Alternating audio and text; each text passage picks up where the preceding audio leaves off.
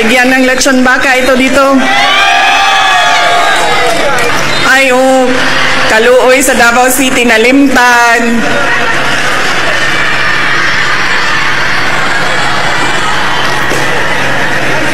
Okay, kadjot lang. Wala. Okay, yes.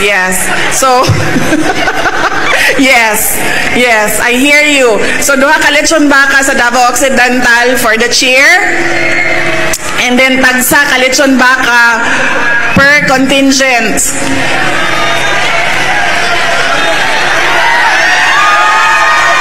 Oh, apil mo.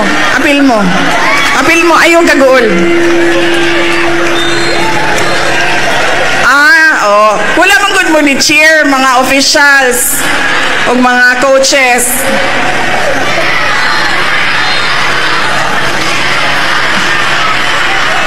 Okay na. 11 kabuok, di ba sir? Tama, RD? 11 plus 1 plus 1.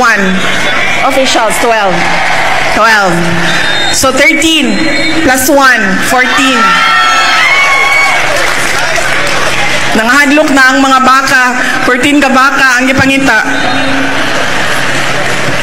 Doon mga boss, 14 nga na lechon baka ang ibinigay ni VP Inday Sara Duterte para sa mga athletes ngayon at coaches kahapon ngayon mga boss sa ginanap na Dabra Meet 2024 or Davao Regional Athlete Association Dabra Meet 2024 na ginanap ngayon sa Davao City mga boss, no, sa UP Mindanao Sports Complex. Yan mga boss, ganyan talaga kamaawain itong si VP Inday Sara Duterte dahil para sa mga atleta mga boss, no, ay pinakain niya mga boss at binigyan niya ng lechon baka ang lahat ng mga grupo ng mga contestant, athletes at yung mga coaches mga boss. So grabe itong si VP Inday Sara Duterte, talagang may puso mga boss, no, na nagsiservisyo at patuloy lang na nagsiservisyo para nga dito sa kanyang DepEd mga boss.